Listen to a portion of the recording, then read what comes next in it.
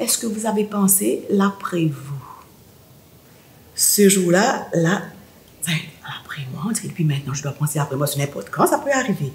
Là, ça m'a vraiment fait quelque chose.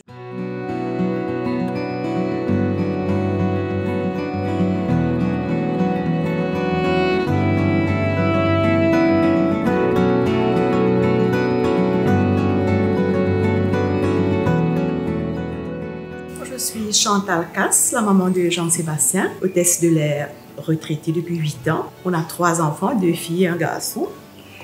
On est là pour vous parler du handicap de Jean-Sébastien, comment on vit ça dans la famille, dans la société. Et je suis le papa de Sébastien. Et oui, on est là pour partager un peu notre sentiment par rapport au handicap à Maurice en général et en particulier dans notre cas. Sébastien, il est né, il avait 3 kilos quand il est né, donc accouchement normal, tout était correct. Et puis je voyais comme si il tardait un peu à s'asseoir seul et puis à tenir sa tête. Et puis après 1 mois, il me dit, madame, j'ai pas voulu vous alarmer, en 1 mois, votre bébé n'a pas pris 1 seul gramme et c'est pas normal. Je sais que vous êtes hôtesse, vous avez la possibilité de partir, donc prenez votre enfant et partez. J'étais partie seule avant, après 1 mois et demi, 2 mois, non, 1 mois et demi. On ne savait pas s'il allait mourir ou pas, donc ça venait compliqué pour moi là-bas. J'ai dit à Claude, il faut que tu aies congé, il faut que tu viennes. Je faisais des recherches, on cherchait. Mais on n'a rien trouvé. On n'a rien trouvé jusqu'à ce jour, hein, on ne sait pas. Et puis après, éventuellement, l'année suivante, on est parti à Bordeaux. Pareil, on n'a rien trouvé. En fait, il a un retard de langage et intellectuel. Il a été très bien accepté par Élodie. Bon, les 6 premiers mois, mon petit frère, sa petite poupée, c'était OK. Et puis ce qui a été difficile, c'est quand je suis partie avec lui, il avait 6 mois, Élodie avait 1 an et demi. Et c'était difficile pour elle. Quand elle a eu 9 ans, un jour, elle me dit, elle pleure. Qu'est-ce qui se passe? Pourquoi tu pleures? Dis-moi ce qui se passe. Tu aimes Jean-Sébastien et Julie plus que moi. Julie étant sa petite sœur de 2 ans, elle avait besoin de plus d'attention, elle n'avait que 2 ans. Et Jean-Sébastien, de par son handicap, on avait toujours à regarder s'il mange, essuyer sa bouche, attachée à gauche, à droite et tout. Là, je lui ai expliqué ça, je lui ai dit non, on t'aime fort, toi aussi, il le dit.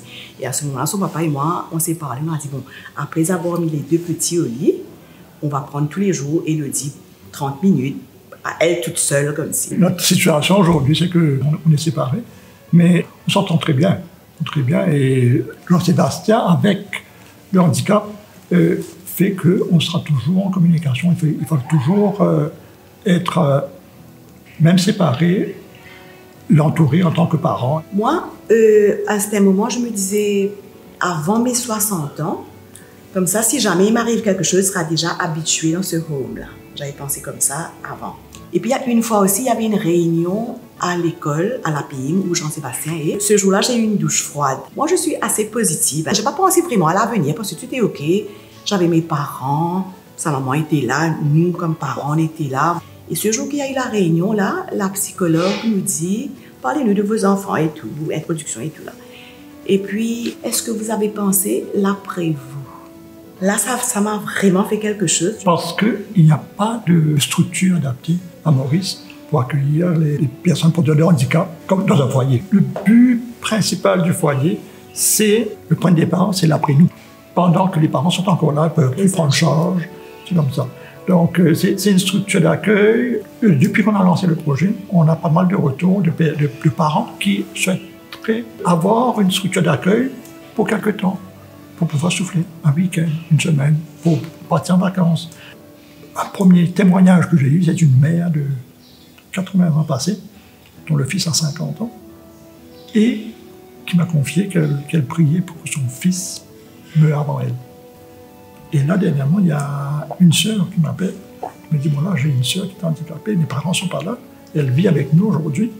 Donc, ça aurait été Élodie. Elle me dit, par rapport à la présence de sa sœur, son couple est en train de souffrir. Il y a besoin d'avoir un foyer pour les handicapés à Maurice. Par rapport à ça, je forme partie d'une association qui s'appelle Cap Sunshine, fondée en 2016.